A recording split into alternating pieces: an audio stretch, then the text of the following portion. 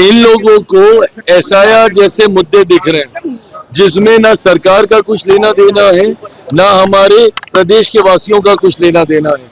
चुनाव हमेशा इन लोगों ने भ्रम फैलाकर लड़ने का काम किया है।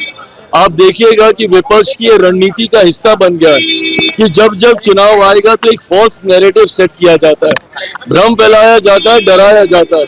लोकसभा के वक्त तो बात की थी ना इन लोगों ने आरक्षण की, क्या बोल रहे थे कि आरक्षण समाप्त हो जाएगा, लोकतंत्र की हत्या हो जाएगी, संविधान खत्म कर दिया जाएगा। आज 1.25 साल से ज्यादा होने को आया है मेरी केंद्र की सरकार को बने हुए। आप बताइए प्रधानमंत्री नरेंद्र मोदी जी के नेतृत्व में किसका आरक्षण छीन लिया गया, कहाँ का संविधान खत्म हुआ, या किसकी कहाँ की लोकतंत्र की हत्या कर दी गई।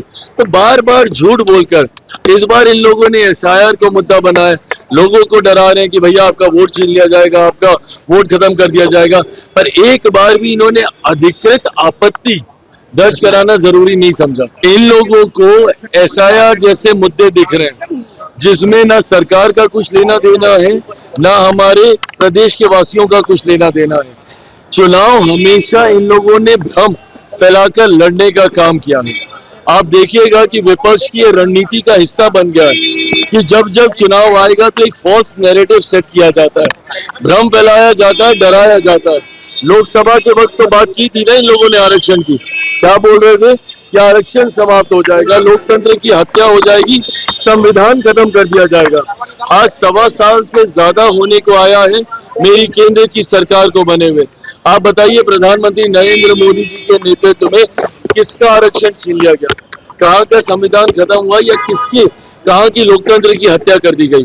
तो बार बार झूठ बोलकर इस बार इन लोगों ने एसआईआर को मुद्दा बनाया, लोगों को डरा रहे हैं कि भैया आपका वोट छीन लिया जाएगा, आपका वोट खत्म कर दिया जाएगा।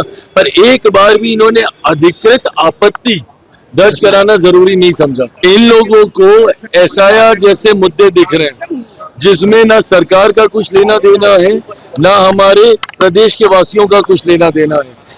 चुनाव हमेशा इन लोगों ने भ्रम फैलाकर लड़ने का काम किया है। आप देखिएगा कि विपक्ष की ये रणनीति का हिस्सा बन गया है कि जब जब चुनाव आएगा तो एक फॉल्स नैरेटिव सेट किया जाता है, भ्रम फैलाया जाता है, डराया जाता है। लोकसभा के वक्त तो बात की थी ना इन लोगों ने आरक्षण की, क्या बोल रहे थे कि आरक्षण समाप्त हो जाएगा, लोकतंत्र की हत्या हो जाएगी, संविधान खत्म कर दिया जाएगा। आज 1.25 साल से ज्यादा होने को आया है मेरी केंद्र की सरकार को बने हुए। आप बताइए प्रधानमंत्री नरेंद्र मोदी जी के नेतृत्व में किसका आरक्षण छीन लिया गया, कहाँ का संविधान खत्म हुआ, या किसकी कहाँ की लोकतंत्र की हत्या कर दी गई। तो बार बार झूठ बोलकर इस बार इन लोगों ने एसआईआर को मुद्दा बनाया, लोगों को डरा रहे हैं कि भैया आपका वोट छीन लिया जाएगा, आपका वोट खत्म कर दिया जाएगा। पर एक बार भी इन्होंने अधिकृत आपत्ति दर्ज कराना जरूरी नहीं समझा।